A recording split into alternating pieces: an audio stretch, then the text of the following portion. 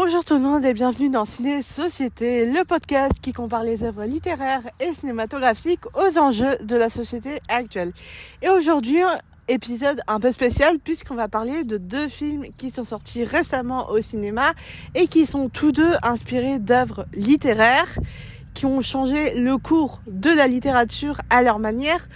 Tout d'abord, je vais parler des Trois Mousquetaires, un chef-d'œuvre d'Alexandre Dumas, un classique de la littérature française, qui est récemment sorti au cinéma, réalisé par Martin Bourlobon, et c'est la première partie sur Charles d'Artagnan, joué par François Civil.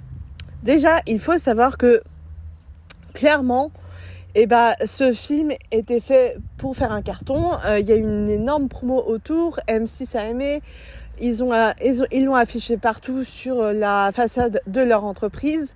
Il y a Canal+, il y a eu une énorme promo autour et en plus il y a un casting 5 étoiles, François Civil, Vincent Cassel, Pio Marmaille, Eva Green, Romain Duris, il y a plein de bons acteurs français, donc pour moi c'était clairement le film le plus attendu des Français et je n'ai pas été déçue parce que je suis allée le voir au cinéma, dans un cinéma de quartier indépendant, et clairement je n'ai jamais vu autant de monde dans une salle de cinéma pour un film, et ça j'ai trouvé ça très cool. Il faut savoir aussi que c'est un film grand spectacle, donc derrière il y a aussi une stratégie de la part des producteurs et des diffuseurs d'offrir au public un film grand spectacle. Comme ça, t'incites le public à revenir en salle, à retourner voir du cinéma, et à ne pas rester chez eux devant une plateforme de streaming. Parce que clairement, c'est pas vraiment la même expérience que ce soit au cinéma ou sur une plateforme de streaming. Et en fait, l'idée, c'est vraiment de lutter contre les plateformes de streaming parce qu'il y en a beaucoup trop aujourd'hui. Et donc les producteurs ont envie d'offrir au public un film grand spectacle, un film qui peut plaire à tout le monde, et quoi de mieux pour ça que d'adapter un chef-d'œuvre de la littérature française qu'est Alexandre Dumas. Parce que pour le coup, c'est un roman qui touche toutes les générations. En plus, la totalité du film a été tournée en France. Tous les décors sont plus ou moins français, il y a des costumes d'époque, donc ça peut toucher tout le monde, peu importe le public, peu importe la tranche d'âge. Maintenant, je vais parler d'un film un peu moins connu qui a eu une assez grosse promo, Emily de Francesca O'Connor, qui est sorti le 15 mars 2023, donc un peu avant Les Trois Mousquetaires, sachant que Les Trois Mousquetaires, le film est sorti le 5 avril 2023.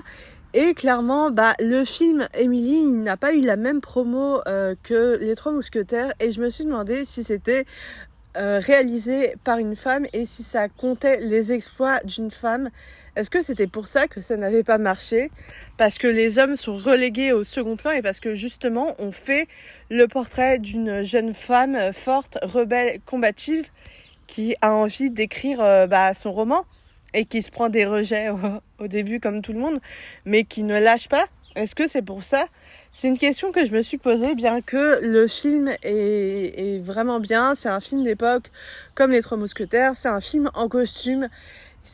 On suit le portrait du coup d'Émilie Brontë.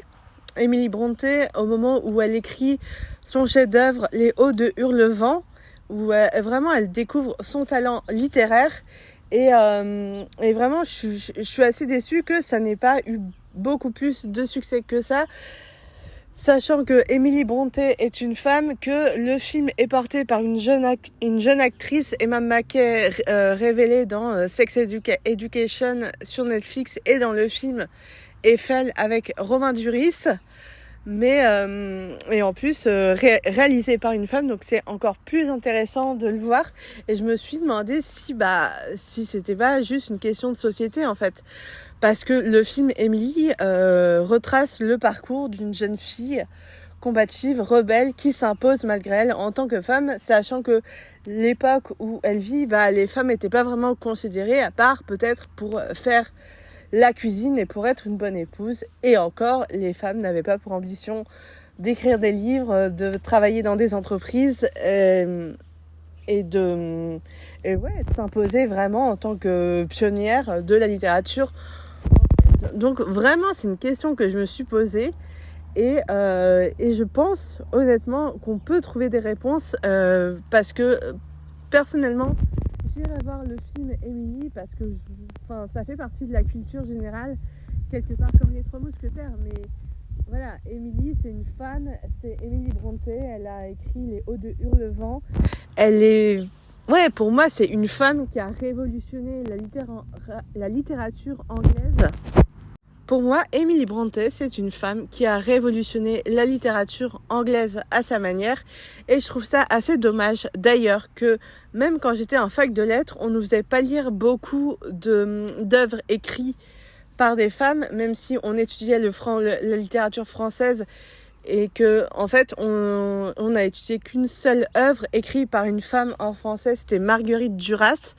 Je trouve que vraiment on aurait pu étudier beaucoup plus d'œuvres écrites par des femmes parce que les femmes ont vraiment aussi quelque chose à dire sur la littérature et sur leur point de vue qui est tout aussi intéressant que ceux des hommes.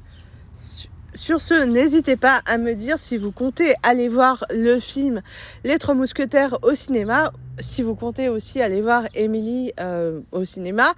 Et surtout, n'oubliez pas d'aller voir le film dans des cinémas d'art et d'essai. Donc, je sais que le film Émilie est diffusé dans des salles de cinéma d'art et d'essai, donc des cinémas dits indépendants, tandis que Les Trois Mousquetaires, comme l'un des producteurs du film, je crois que c'est Pathé, c'est diffusé dans des cinémas qui appartiennent à des gros diffuseurs comme UGC, Pathé, CGR et j'en passe.